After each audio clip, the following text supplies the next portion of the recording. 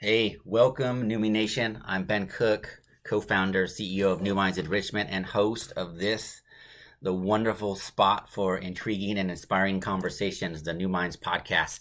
So I'm here in this episode for a conversation that's extremely relevant and connected to the NuMinds story. It's the story of entrepreneurship that is born in the world of education. So we have a special word for that. It's the Edupreneur. And we are talking with Kelly Threadgill. She is the founder, owner, president, and I'm sure many other hats at MathStackers, which is a fascinating mathematics product that we're going to hear a lot more about in the coming minutes. So Kelly was a teacher and had a vision, had a passion, and that passion, the gravity of that passion was strong enough for her to launch out into the world of entrepreneurship.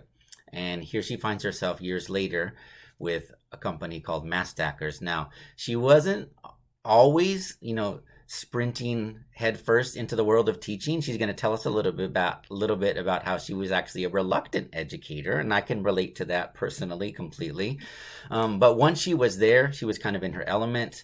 She was also a late bloomer in the world of mathematics. She didn't think that she loved or could thrive in math, and then when that clicked for her, it was obvious that that is her thing, or one of her things anyhow. And she has a master's degree in mathematics with an emphasis on hands-on learning, which is especially relevant, as we'll learn in the next few minutes. So, Kelly, welcome to the NuMinds podcast. Thanks for joining us today. Yeah, thanks for inviting me and starting this. I'm super excited. Yeah, so we have very parallel stories, but we're here today not to talk about me or NuMinds. We're here to talk about you and your story. So I want to talk a little bit about this journey from teacher to entrepreneur and some of these fascinating parallels that I know that you have found between, what it takes to succeed as an entrepreneur and what it takes to succeed in mathematics itself. Okay. But can you kind of take us back to your initial journey into education and what, how that journey sort of led you to this spot where you saw a need that had to be met outside of the classroom? Okay. Yeah. Well, let's see. So growing up, my mom actually went back to school around when I was in third, fourth grade to become a teacher. So I got to see her whole entire journey going through, college, and she eventually got her master's, and then she even became a principal, in her career. And I think seeing that she loved it and she was awesome. I actually even got to have her as a teacher in sixth grade. Oh, that's cool. That's fun. But I also got to witness how hard she had to work every single day. In like the late hours, I'm like, oh man, this is very involved. Right. So when it came time for me to go to Texas A&M and kind of choose, like, what are you going to do? I was like, I don't know about this. So, and it's one of those things like, I would always take opportunities, even young, like, oh yeah, I'll tutor, like I'll teach vacation Bible school, whatever little things that teenagers are allowed to do. It always kind of had like a spin of teachering in it, but you kind of push that away, like, no, that's all right. It's just, So when I had to decide, I went through maybe 4 different options before just realizing, no, this is it. Like, I am definitely an educator. Because I was like, I'm going to be a neonatal nurse. And I'm like, oh, baby's like, we can't talk and interact. And I was like, no, I don't think that's going to work. Like, everything kind of went back like, oh, but I'm not hanging out with kids and we're not learning things. I'm like, oh, all right, let's do this. Out of curiosity, what were some of the other paths you were considering? So neonatal nursing? Yeah, so neonatal nurse, I think geologist. Oh, interesting. I really like rocks. Yeah, okay. It's one of those other things. And then for sure, I started like, I'll be a psychologist. Okay. And then I moved to school psychologist. Okay, there you go. And I'm like, but you have to like teach anyway. So teacher, there we go. So it was kind of the path. So finally your wall of denial had to be shattered. Yeah, and my mom was like, like, I told you so. I knew it all the time. Yeah. So finally.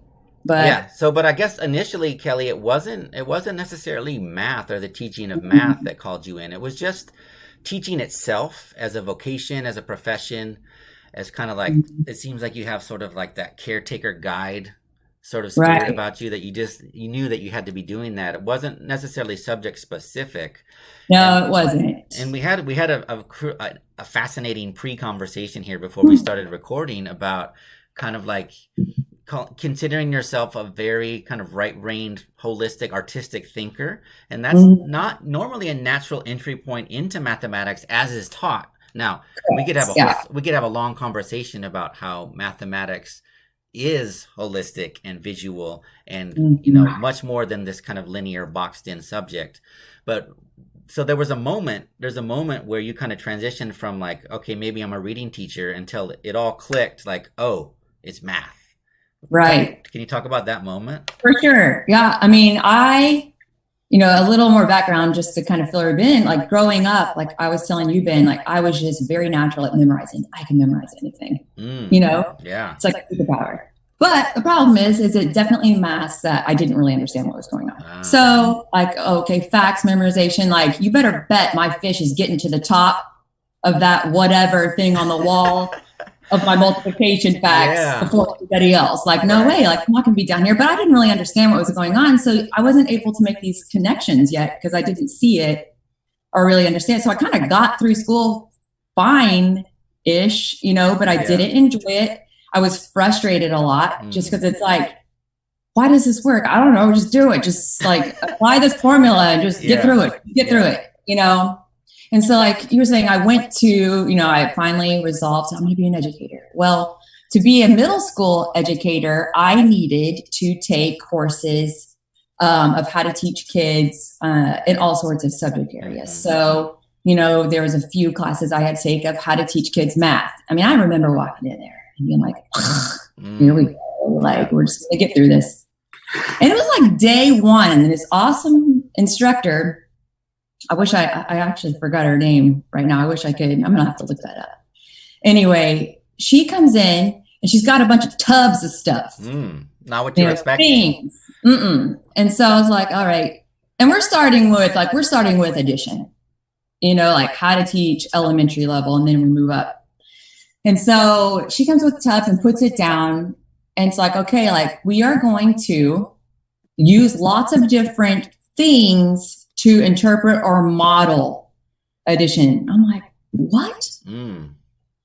And now looking back, I'm like, come on, like elementary education, like we didn't take anything. It was all workbooks, worksheets. And they did the best, thing. It wasn't, all bad, but she brought that. I'm like, this is kind of weird, but all right, like I'll do it. And then we start moving things around, and literally like addition in the commutative property, like I'll put 3 yellow cubes and 4 red cubes together and have 7 total cubes. Or I can switch the order and it's still 7 cubes. It's something, it's so simple. And of course you're like, yeah. But like to move it around and see it, you're like, oh, wait a minute. So, like you're able to make those connections. And like you said, I'd always been, and they classify, like you take those tests, like, oh, you're 98% right-brained and how you think and everything. Well, now I was given this kind of method of thinking in pictures, thinking in colors, thinking in a way that I can move things around spatially and test out what I was asking. Because sometimes I think we have a hard time knowing what our questions are in our head. But if you can start experimenting, it's a communication tool, really, with things. And so I think that was very eye-opening. I was still convinced, like you said, I was still going to be a reading teacher, but I was enjoying math more. I'm actually learning it now. And my professors actually came up to me and they're like, we know you want to be a reading teacher, and that's fine. Like, you'll be a good reading teacher. However, we really think because you think differently that it's a different angle. Like, the kids can learn it in a different way. It's a different way of explaining it too. And it would also be very, beneficial or good, so consider it. I love that. I don't know if you've ever thought of that moment like this in this way, but for me, it's so beautiful because that moment, even though it wasn't necessarily transformational, like suddenly you weren't a math teacher, but you can literally take that thread and pull it all the way to the present day with math stackers. I mean, by taking that instructor, by whatever simple act of genius, took math into the realm of the kinesthetic and the visual and allowed it to speak to kind of your right brain framework, and just changed it. It took a whole discipline and kind of put it in your language. And then you have taken that and just kind of expanded on that. Like, you've become a poet in that language, I would say. Right. Yeah. Well, that's what it really is. Like the feeling, and I try to, I want this for all of my students, and all the students now that are using math stackers, but that feeling of I stuck with it, and the feeling you get when you find that solution, it's awesome. It's way better than just like, boom, got the answer. Yeah. It's like this process. And you're like, you come out victorious. Yeah. So okay. Let's kind of fast forward to that a little bit. So here you are. So you're in the teaching world. You're part of this. Was it public schools? Were your first teaching jobs in public schools? Yep. Okay, yeah. So there you are inside of a giant system, right? There's a certain limit to the amount of freedom you have as a teacher. As we know, there's content that you're responsible. There are objectives that you're responsible for. You were doing middle school, so there were tests you had to prepare the kids for. Well, how are you reacting to this environment? Did you take it like a fish to water once you were actually in the system, or was there always sort of that little seed of rebellion brewing from the beginning? I mean, maybe I was just super fortunate, but it's not like I'm a rule breaker by any means. I'm not. I'm kind of a super rule follower. But I think that you try stuff out like within the limits that they set. I mean, those limits are there to kind of give you like an idea. But I guess that's not true. My first year was a little rough, but I'm also a first year teacher. Like, you kind of got to prove yourself. Part of the story. I would try things, and I also been super fortunate to have other educators in me that would encourage these awesome things. Like I became super good friends with one, Grayson McKay, and in my first year teaching, she's amazing. She's a coordinator in Denton ISD right now, but she was going through this grant program I was telling you about to get her master's. She's like, I think you should do this with me. And even then, like taking that opportunity, and that's the one that had the hands-on emphasis. So right at the beginning of my teacher career, like I got to start something so like a training program just like that. It was just so empowering and amazing. And so I got to trickle that in to my classes almost naturally because it was part of the grant program. Yeah. And I think that it had, when your administrators like, okay, yeah, you've got things that you have to do and tests that you have to prepare for. Yeah. But once you start doing, in my experience, once you start giving them opportunities to do it hands-on and they're able to make their own connections, it may not be the part that's in the textbook, but come on. Yeah. Yeah. So it seems it seems like you've had the right people along the way, just giving these little like arrow points of like that way, Kelly, that way, Kelly. And you're right. It's listening to those opportunities too, because I think a lot of times we are presented almost all the time with different opportunities, and you have to make the choice. Am I going to say yes to this? Am I going to say no to this? What's the path that I'm going to take? So you really got to listen to your guts. Okay. So in this case, I lucked out. So listen, your passion is so obvious. Like you kind of effuse this passion that you have for math and for life, right? But let's zoom in a little bit on, maybe there's not a precise moment. Maybe it's more of like a period of time. But let's go back to you in the classroom. And in order for you to do what you've done, to create a company and go all out and take all this risk and invest your time and energy and passion, you had to have seen a major need or a major gap or a major opportunity. So let's zoom back into the classroom. There you are. You're teaching 8th grade, I believe, 8th grade math. What were you seeing, feeling, observing that led you to believe that like, okay, I need to do something more than this? When did that start to brew? I mean, it really starts to brew when you have like some kids that aren't struggling, and then a lot that are. And the things they say is, I just don't get it. Like, I just don't get math. I just don't understand it. And thank goodness I had the experience by then of, I was there. Like, I know what it feels like to say, I don't get it. It's not, but then you can. Like, if we can, like, come in and build that understanding as we go along with things and with pictures and a representation that's going to make sense to you, like you can understand. It may not be instant. You can. And so I kept thinking, so I was in 8th grade for 4 years, doing hands-on, and then I was like, you know what? Like, I really feel that if I go and teach younger, so usually people kind of go, I went backwards. So I was like, I want to go back and I want to start teaching these methods younger, like for 4th, 5th, those grades, and see if it impacts kind of their journey with math. Yeah, catch them so that by the time they get to 8th grade, they haven't had, so many years of, frustration or anything. And I was like, I wonder if it'd make a more solid impact on their life. So I did. I switched to 4th grade. Okay, that's a bold move for middle school. You're like you said, middle school teachers tend to not go down.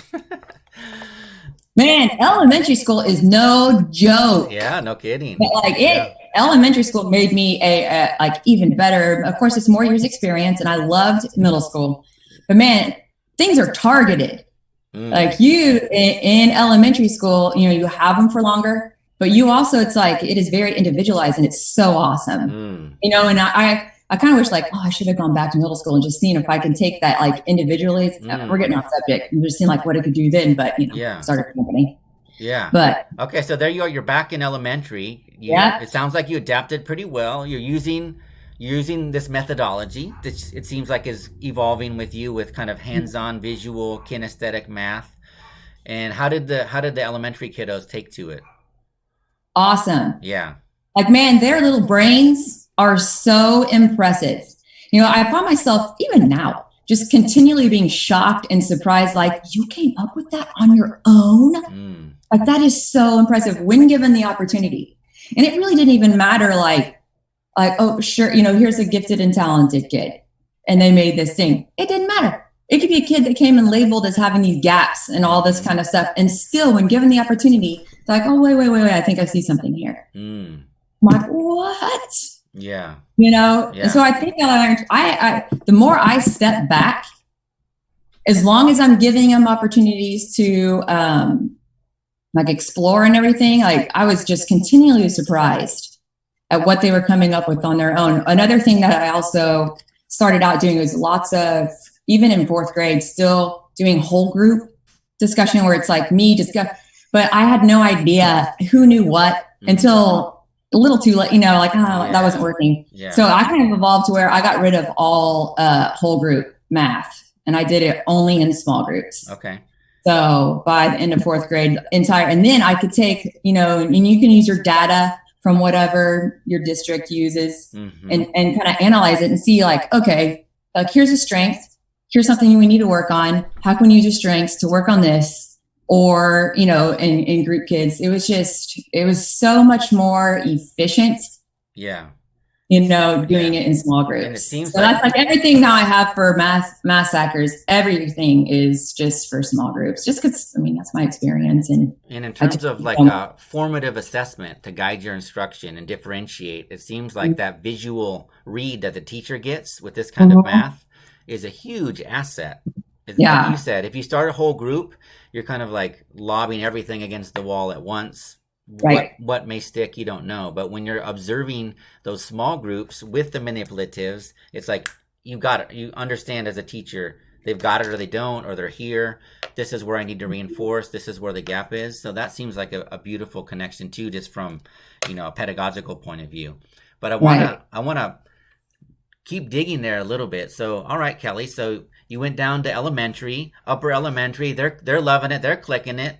Why not stay there? Why not become a district math coordinator and do it district wide? Why not keep going all the way down to kinder and start planting seeds even earlier? What I'm trying to get at is what was that pain point that you said, I'm going to leave and do something bold outside of the classroom?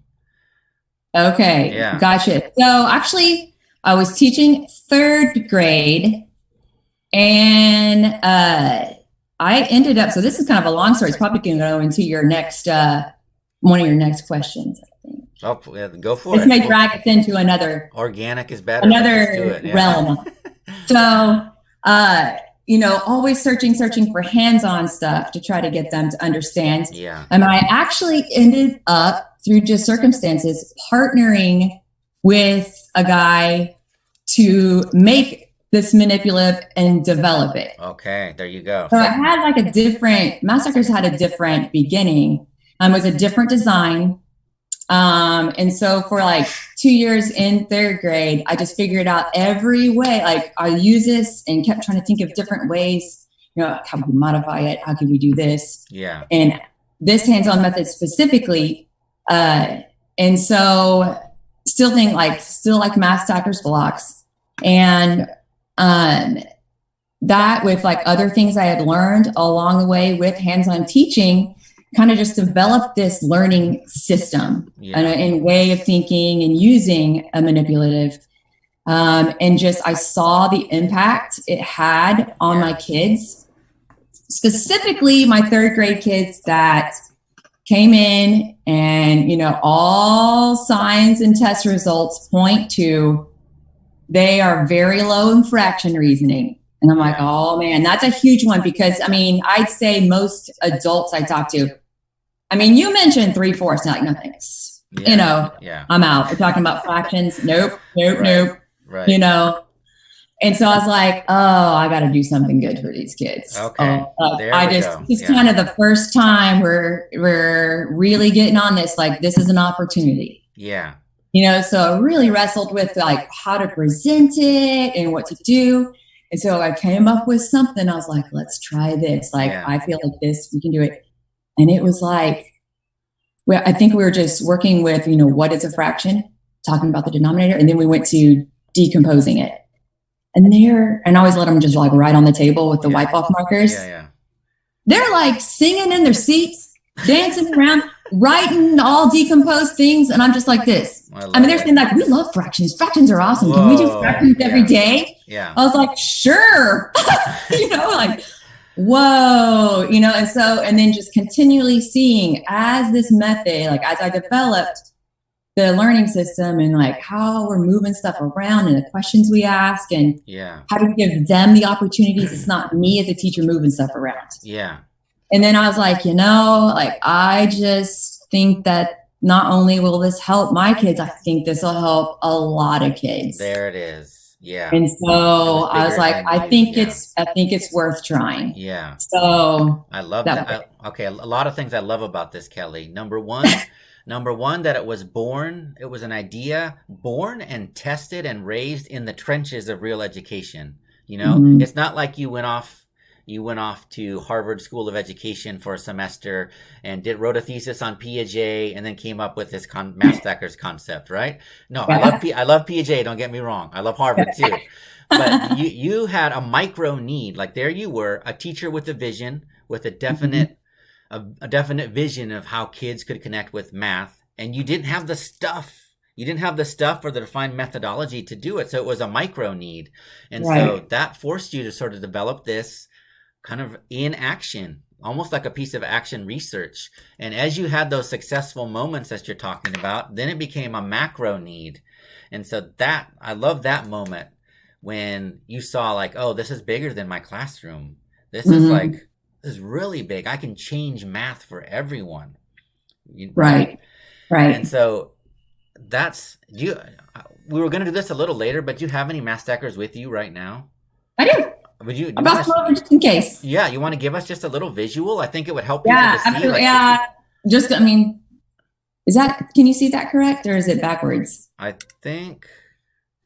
Just because it's a camera thing. Number 10. I can see a number 10. It's not backwards. Okay, great. Let me see if I can push this. So each of the blocks, everything is designed that you can feel the values of numbers. Right? And from there, you can think about it. So I guess I should start from the other way. For example, here's a 1. Okay. 2. Let me see if I can. There you go. Now we get a little table surface. A 2. It's so funny because like on my feedback screen, it's backwards. So I'm like, well, this looks crazy. 3. Oh, Zoom. 4. I know. Zoom flipped it for you. Yeah. Zoom knows best. Don't worry. Trust the Zoom. 6, 7, 8, and so on. I got a small table in here. Let me see if I can push you guys back. 9 and then our 10 there. 9 and 10. I can like see. And so you can see the proportionality, right? So just like on a number line, every number, consecutive whole number, increases by 1 unit. Right. So and every little kid, like kindergarten kids, it is the first thing they do. It is so funny. They'll get, little stairway. Oh, it's like a stairs. I'm like, it's true. Like we're consistently growing in our value each time, and it's just, so because of the nature of how it is, this is what enables them to be able like, wonder about stuff. Like when I combine a 3 and a 5, like, oh, I have a total of 8. And so there's several things that I wanted, like as a teacher, I wanted to see different representation than one thing. So these are also like inch notch sections. Yeah. So that they can feel it. And honestly, they use this way more than I thought that they would. Every time with kids, like they love this side. And then I wanted blank, like enabled to see this, because so if they go 8 plus 5 and what number, so we can kind of just visualize unknowns. Or as you get older, this is an 8, this is 48. Yeah, you get into some 48. What does this represent? Yeah. Tell me how or fractions, so, and then even, I know I had kids with dyscalculia and dyslexia, and so even cues like the logos on the bottom, like I want that. So what do the logos have, Kelly? I couldn't see. What do the logos I'm sorry. Have? It is Mass Stackers. Oh, the Mass Stackers logo. Okay, I got you. Yeah. And so they know, like, if things get crazy, they're like, why do I have a B? They can put it down. Yeah, I love it. Okay, so don't put those away yet, but I have a question for you. So I know it didn't necessarily happen in the course of a night or a week, but you had this moment where you saw, oh, this is bigger than my classroom. Like the whole world can benefit from this approach to math. But if you're anything like me and my co-founder Justin, we were maverick teachers. We had a vision. We were doing creative things in the classroom. We saw a niche for ourselves outside the classroom, and so we launched NuMinds. But there's a big difference between, a high-performing maverick teacher and all the things that go into launching a business and being an entrepreneur, right? So here we are. Yeah, fantastic teacher, 0 experience in marketing, 0 experience in budgeting or business planning, 0 experience in accounting, human resources, all those things were brand new for us. Manufacturing. And you have that layer that we did not have. So tell me about that piece of the journey. Like that must have taken some guts and some resilience. Well, yeah. And, eventually, originally I was partnered with another person, and we went separate ways. I had different ideas. He didn't really like those ideas. And, he hadn't been in the classroom. I think it's harder to see, a vision when you haven't been in there. And so I, through different avenues, just started my own company because I wanted like all the different aspects into the blocks. And so you have to find a way. I think it's even hard to explain how you figure everything out. Exactly. It legitimately is a just finagling process. Mm-hmm. Like, okay, and terrifying. Yeah. Along the way. Yeah. I mean, like you're excited, like, yay, this is going to be so awesome. And then you wake up in the middle of the night, like, is this going to work? Like, what am I doing? So there are so many different aspects of the business that you don't know. And it's honestly probably good that you don't know. I agree 100%. Or I don't know if I would have done it. Like, I joke all the time, Kelly. Like, I'm not trying to pick on Harvard today, but if I would have gotten my MBA from Harvard first and then sat down and tried to write a business plan with Justin for NuMinds, we probably would have never done it because it wouldn't make no sense. Being naive was one of our greatest assets. The way to go. Because you question everything, you don't know any better, so you try it, and then you learn. You fail fast, you fail forward. It's that growth mindset, I think, is a big component of it. It's courage is a big component of it. And, like, I know you didn't go into it in detail right now, but I know from our other conversations that that moment when you parted ways with the initial business partner, that could have been an easy moment for you to say, all right, I guess it wasn't meant to be. Let's head back to the classroom. But you kind of like kept going. Yeah. You kept going. And I think there's another moment, you know, I don't want to put words in your mouth in the conversation, but I think you were also affected by the hurricane. Oh, yeah. To talk For about sure. that. Yeah. I mean, I think it is really like, I believe in this. Like, I have seen firsthand so many times, not even with my own students, but also putting these in the hands, you know, when we were in the testing phase, like my friends who are teachers and people who I didn't know, say wouldn't be biased in the feedback that they give me. Yeah. You know, and making sure that I find educators or parents that, you know, proclaim to be only readers and mathematicians. So I just had so many testimonies of like what this had done for kids and for educators that I knew, like, no, like, just keep going. Like, and I think another thing, and this may be great, you know, but one thing, I get super overwhelmed. So say like manufacturing, I got to find a manufacturer. Yeah. Like, how do you find someone to make this? Yeah. Like, what are the questions you ask? And one thing I kept going, I go, okay, I am not the first person who has ever solved a problem like this. Yes. There are lots of people who have solved a problem like this. I think I'm at least at average of how intelligent they are. You know, like, I can figure this out. It may not be fast. Yeah. But I can figure this out, you know, and it may not be the right answer, like you said at first.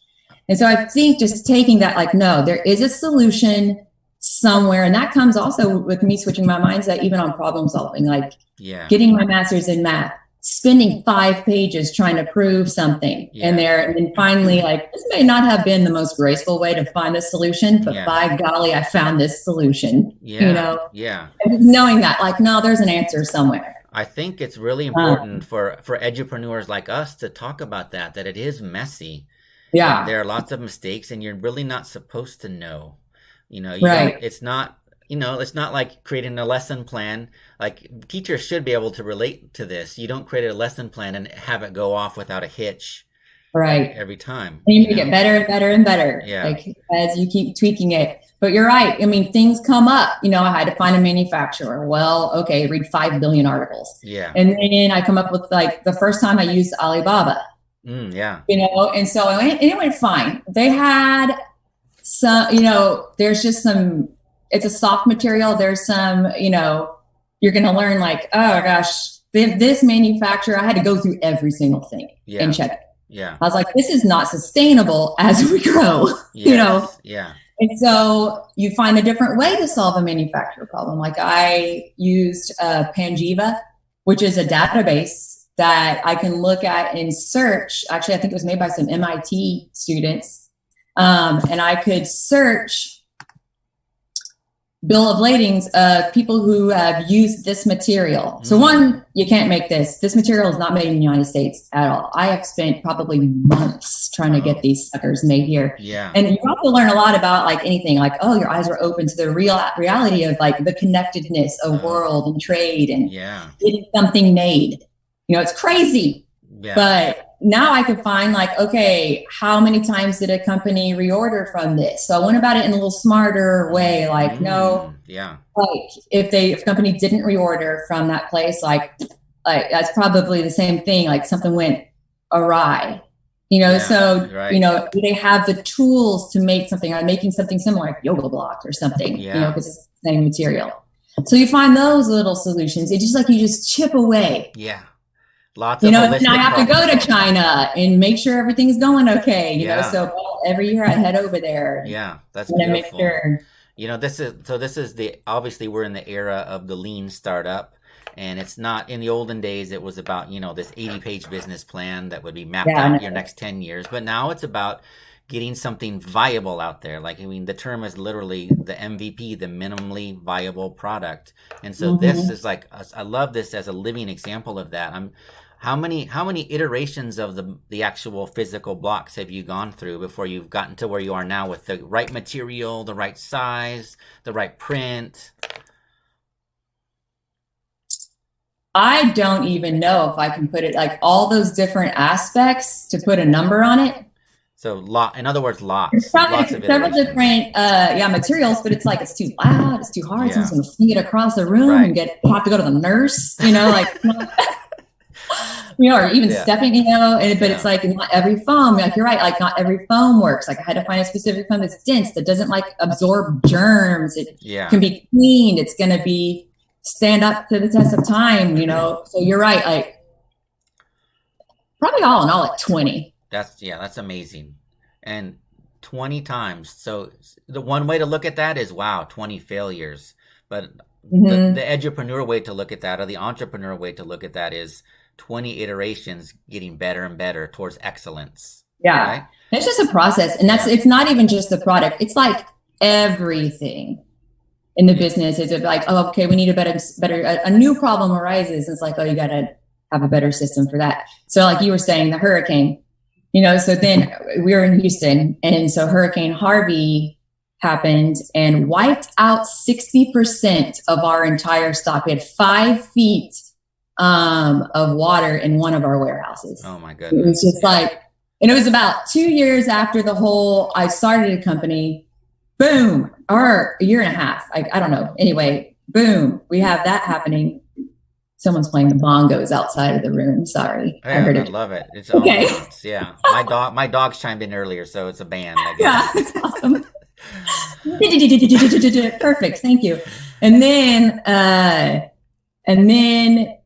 so we had that, and then it's like, oh my gosh, like how do we get more inventory? It's just, and it was not a smile. It was a lot of tears, but did you, so Kelly, keep going. Being totally honest, was there that dark moment where you said, this is it, I'm just going to stop now after the hurricane? I thought I'm done for. Like, I didn't think I was going to choose to stop, but I thought like, how in the world can I even like do this? Yeah. Like, how can I recover from this? Yeah. It's such a huge, and when you're in the moment and you're like scooping out, like cleaning out the warehouse, it's like, that's the bottom of it. It's so sad. Like all that work and all the like possible classrooms that all of that could have gone into, like, and the thought of like having to go back and get it all made, and just the waiting process and all that kind of stuff. I mean, it was daunting. It was super heavy. Yeah. But then, enough people in your life, like, man, I'm so lucky to have all the people. Man, I'm about to start crying, but in my life, like, just encouraging you. Oh my gosh. Yeah. Well, yeah. So combine that with the passion that you've already expressed. You keep going. Yeah. Oh, and then it comes back to, I've done hard things before. Yeah. There you go. Like, it looks a little bleak right now, but yeah, we'll get through it. And so fast forward a little bit. And now we got the pandemic. Exactly. Spring 2020. I was due a disaster. No. Yeah. So here we are again. All entrepreneurs, all businesses, all human beings really are in a moment of, we're being asked to be resilient. We're being asked to innovate. So what did you want to talk at all about what you're doing at Mass Stackers in this particular moment to kind of like, for sure, yes. So we are offering, it kind of stinks because you wish you could just send like some of these to every single person, so you kind of have to think like, well, what can we do? Yeah. And so we're offering a free download. Like when people sign a link, I think you're going to put one down there or wherever it is. Yeah. When I share this, I'll post it. Right. We have for paper Mass Stackers, and there'll be a sample investigation. We call it the Mass Stacker sample pack. And so basically it's a PDF download, and is what I kind of envision. And, and if a teacher already has Mass Stacker spots, that's awesome. Like, you can still demonstrate, and then they can have the paper ones. And if their parents, I actually had someone email me today, like, oh, what do you suggest? And I said, okay, well, here's kind of what some people have been doing. If the parents have access to a printer, and if they have those resources, just send them the link. Just share it with them. Yeah. They can print it. And then here, I'll show you. I actually turned mine into magnets just because we use them over and over again. I'm trying to make, but they cut out And it's just like tiny versions. Now they don't have the 3, so of course they don't have like the notch sides, but it's something. It's something. And it's easy to get it there. Actually, here's, since we do filming back over here for stuff. So I have this, let's see if I can do this. So for example, and so your kids can have them on a piece of paper, can have them on whatever, and y'all can be doing, or they could be doing the investigation together, and they have something to move around. They have a communication tool, And then for those who don't have access to a printer, I just suggest do y'all have some sort of system for packet drop off? Because I think that's kind of a common thing. Make these, cut out some of these, or send it with a pair of scissors if you don't have time to cut it out. Send the printouts with them, and then they have that, and it would just give them an opportunity, to show, just through the screen. And so it's what one thing that's beneficial to anything I ever talk about with educators and when I do professional development is number one thing, no hands. You get to use no hands, teacher. So it's the kids who need to be moving stuff around, and it is so tempting when they're thinking, how about this one? But no, no hands, you get to ask questions, or you get to be quiet and let them think. And so the screen kind of, I think, offers us an opportunity to practice that, because we're forced. We can't be like, hey, and move it over there, but you can say, what is another thing you can try? How would you show, and just practice and hone in those questioning skills to get them to think about things in a different way and move it around. So I think that's a positive type thing we can get out of this. I love that. Yeah, it's a way to leaning into the discovery learning aspect of math stackers. And that student discovery. It's a completion of the paradigm shift from sage on the stage to kind of guide on the side, right? To use exactly kind of a cheesy phrase there, but I love it. So I love, it's a wonderful adaptation, the paper edition, the printable edition of the math stackers, and it's very generous of you to kind of make that available to everyone. And hope in the long term, maybe more people will get exposed to math stackers, even if it's the paper printout versions, and then they'll realize, whoa, I want the 3D stuff. Right. And something too that I've been throwing around, I've been wanting to do. It's like adding on to the dream. Is another thing that I'm toying around. So, and I think, hear this. It will be, is to do a math stackers kind of professional development library type situation, where it's if you're coming up to a certain concept, we can show methods, questions, and that kind of stuff. So it's an access just to see what are other ways we can use these suckers. So and different ideas and I've learned so much even as teachers are using these, in their classroom, or questions people ask me we fit coins. That's a new thing.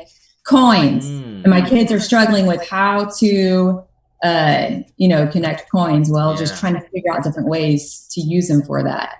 So it's been so cool. And but I have that access point, I think, is my next step. Cool. And just to be clear for the listeners, so obviously it's all mathstackers.com. @mathstackers is your Insta handle. I know you're big on Insta, but it's so you have the blocks themselves, but you also have tons of curriculum, which I've seen in person, and the teacher training. So it's a real complete package deal. Yeah, you want to show us a little bit of the curriculum? Sure. Everything is just set up to how to get your kids to ask these questions, right? So always picture small groups. So we have in here's a discovery guide. This is the meaty one. We got distance, subtraction, multiplication, fractions, adding fractions. And everything starts kind of this one starts with finding atoms of 10. So your kindergarten, first grade, that kind of stuff. And it's what they're moving around and discovering, and then it moves on from there. Well, how do we use those atoms of 10 to find atoms of 20 or decompose them? How can we add 2 single-digit numbers like a 9 and a 6 using our 10? It's all using reasoning and building. And that's how the whole book is set up, even with fractions and multiplication. Lots of reasoning around factoring and multiples. It's all about connections. And then this one, we have one for early learning, which is a pre-K, but a lot of kindergarten nurses still are investigating 101 correspondence.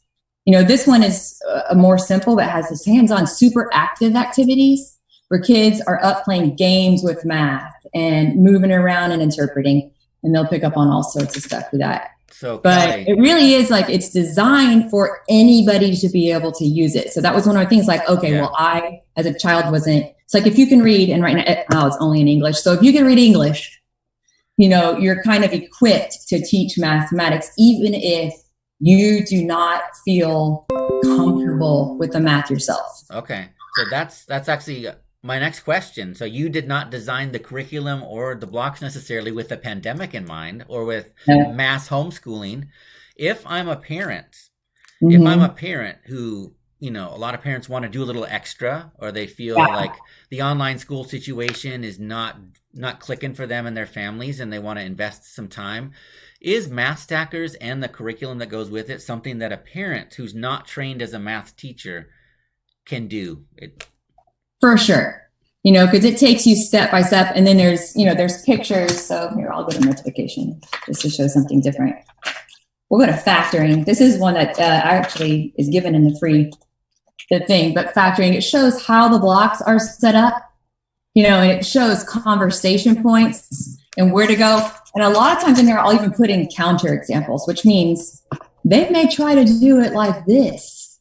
Don't freak out. It's a conversation starter. Like, how can we prove or disprove that? And one thing that's great about how it's designed, like one of my favorite aspects, is they can see if it doesn't work. If we're finding, for example, factors of 8, and I'm like, I wonder, and you can see what they're asking. So I wonder if 3 is a factor of 8. Well, they're going to see it. There's one group of 3s, 2 groups of 3s, 3. No, 3 is not a factor of 8. They don't have to take the sage's word for it. They can feel it themselves. All that sort of stuff. Like, they are able to self-correct and kind of self-assess their own thinking, and it really just empowers them to be the thinker. That's our whole thing. Is I love saying, build math thinkers. We got enough math doers and math memorizers. Like, we are here to build math thinkers. Like, you're going to think about it and sit with it and then make those connections. So for sure, it can be used in the home. It was designed just to be an access point and a communication tool, just to build this critical math thinking for any situation. And since, we have one size of a set and there's 96 blocks in it, that was specifically chosen. That's another iteration, even, how many blocks come? Of what you can do. So for example, if you have a 3rd grader at home and they're investigating multiplication and factoring, well, when you factor 24, which I love that number. And so, you've got a lot of different factors, and you need a lot more of the smaller blocks. Same with decomposing addition, same with fractions. And so in that one set, you have a lot more of the smaller blocks and less of the larger ones, just because you need. So it's really to maximize what you can do. And what's great too is if you have multiple ages in your house, one set fits the needs of a 3-year-old all the way to like a 12-year-old. So. Wow, 3 years to 12 years, the same set can kind of grow with them. Yeah. And because I don't do grade level, like, I don't like putting grade levels on stuff, because what is a grade level? Yeah, arbitrary. In my 3rd grade room, kids on some things had an understanding that was a couple years behind, and on other things are like at an 8th grade level of understanding. So like, what's a grade level? So I just don't really believe. So meet them where they are and move them. I love it.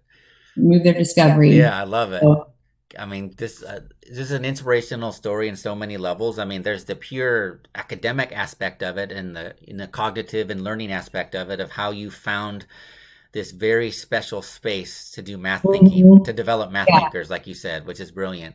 And there's the whole entrepreneurial layer of the story of how someone sees a way to benefit the world beyond themselves and takes the risks and has the grit to push through so many potential resistances and kind of and the journey's ongoing. It's not like the check box is checked and you're done. Math Stackers is an evolving platform, as is NuMinds, and that's just how it is. You're never really done. Yeah. You just find new needs. Yeah. Now you got a new solution to find. Exactly. Yeah, it is. That's each month, process. At least, there's something. At minimum once a month, a brand new problem to solve. Okay, so I want to end with this, Kelly. I have a question for you. So a couple of years ago, I was invited to speak as part of a panel at a conference for teachers. And me and the other panelists were all people who had been teachers, or some of them still were teachers, educators, who had gone on some kind of entrepreneurial pursuit. And anyone, I mean, the room was packed. There were probably at least 100 teachers in there. And anyone who came there, it's because, I mean, I knew why they were there. It's because as educators, they had that same seed that you and I have had. And they were just kind of testing the waters. Like, these are all people still teaching, but something had drawn them to that talk where we were discussing, you know, like how we had a vision and how we'd taken that leap to the next level. And it doesn't even necessarily mean quit your job as a teacher, but like how do you take that seed idea to the next step? And after the talk, as I kind of walked around and chatted with people, I saw that, you know, these were people with a vision just like the one you described, but who were stuck. They didn't know like how to get beyond the system they were inside. So if you were in a situation right now, which you might be, there could be hundreds of people watching this at some point wondering this same question. What advice do you have for those potential edupreneurs who are sitting there and they have this idea, they have this vision or this passion, and they don't know what to do next? Yeah. I actually get this question, or at least statement, quite a bit, like, oh, I want to start something, like I want to make something, or I have an idea. One thing I always advise them is don't ask me too many questions about the rocky road. Yeah. Because I don't want to scare you. There you go. Okay. Okay. So one thing I say is test it out.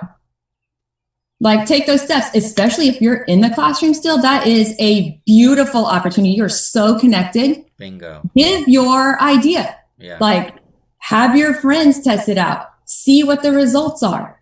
You know, if it's something that you truly believe in, that you think it's just going to like impact, like, is this going to have a positive impact on thousands, tens of thousands, millions of kids? Well, that just might be worth it. You know what I mean? Yeah. And then, like, just know you can figure it out. You know, like, it's going to be scary and it is not going to be easy, but it is oh so worth it. Like, it is such a cool journey. Yeah. You know, and you may change it. You may even start with this one idea and it ignites some other opportunity that you're like, whoa, like, you have no idea what your path is going to lead you to. Yeah. You really don't. Yeah. You don't have to have all the answers. And that slows me down sometimes, honestly. Like, oh, I have to know, like, what's going to be the resultant fight? Like, how is this going to end up? What's the end of the story? Well, we don't get that. We don't get to see that ever. Yeah. You know, so you do take a risk. And like, there's always another opportunity like this. I think what I want to say too, if this is an education risk that you're going to take, like, if you want to go, and even if you do it and you love it, but you still want to go back to the classroom, or you want to go back, what principal is going to be like, no, we're not going to hire you. You took a break off to start an education company. Yeah. Right. To benefit, and you've like developed all these resources. Like, you're an innovator, you know, so. Yeah. It's only going to make you more rich. And it is. It's going to be, it's just good. Like, pursuing any type of idea like this. And like you said, you can stay in the classroom. You know, once you test it, then, I mean, there's so many, like, we're kind of lucky. There's so many different avenues depending on what you're going to do that you can try it out. And when you got Teachers Pay Teachers, you can put stuff up on, you know, you've got blogs and vlogs and everything, like, to get the word out for sure. Yeah. It's kind of cool. Yeah, you know, absolutely. It's almost too many options sometimes. I know. You know, which one do I do? But you'll learn that. Like, I started doing everything. I don't know if you did this. I had every single like social media. And like you said, it's just me in the company doing everything. And I was like, this is not sustainable. You'll get to that point. And so I focus on Instagram now. And I do put up some stuff on Facebook, but I focus as our like catalog of information. Yeah. We're like, for those people, like, it's going to be scary. You don't have to have that holding you back. Like, you're always going to be scared. It's always going to be scary. Yeah. And I give a very similar answer to that. It's, you know, it's not like the 10-step list that you hand them. Nope. Like, oh, you're ready to be an entrepreneur? Here's the first 10 steps. Yeah. That would be cheating them, actually. That would probably ensure them not being successful, because like you said, you have to muddle a little bit. You have to ride the wave of your passion and curiosity a little bit, and you just have to kind of discover it. So there's not an easy answer, and I think Well, and that's exactly right. Because I remember trying to look up like how to find a manufacturer, and nobody, like, there was no steps. I'm like, how is, in this day and age, like, how is there not a how to? Yeah. Like, there's the starting point. How is there not? And as I went through it, I was like, oh, because there's not just one way to do this. Yeah. My needs for like making this is very different from someone making something else. And honestly, you try so many things. It's almost like what did I do that worked? Yeah. Like, I don't even know. It could have been like 15 different things, I know. To get that answer. So it's kind of hard. So you're right. Like, you go through it, like, and you're going to figure it out. You really will. And ask people, like, ask me, ask you. Mm-hmm. I tell people, if you have a product that you want to make and you're stuck on manufacturing, we'll brainstorm. Call me up. Yeah. Wow. What a resource you would be for that. Like I've been through, I can tell you what I did. I don't know if it's going to work for you, yeah. But it could be a research starting point, at least, for you to see if it worked for you. Finding mentors, finding people who are just a little bit further along the road. Exactly. To get some wisdom and ideas from. I love that. Mm-hmm. So Kelly, at Math Stackers, again, is the handle. People can see it on the screen right now too. So correct. I'm not worried. And it's spelled correctly, nothing weird. Just Math Stackers. Math Stackers, all one word, all lowercase. And mathstackers.com is the website. Yes. And I'm going to include a link to the resource that you mentioned, which is the printable. Yes. The printable Math Stackers edition. And also, can we also give them a link for the big Math Stackers set for anyone who's interested? Oh, sure. It's just at that mathstackers.com. Okay. And we have a shop page right on there. Wonderful. I think the link would be then mathstackers.com/shop. But, Okay. Or just go to the shop button. Absolutely. And we're also going to be talking more about getting some Math Stackers content up on NuMinds and NuMinds TV. That's going to be super fun. For people to see it like a full demo, a full example, to kind of get even more excited about it. Yeah, that's going to be super fun. Yeah.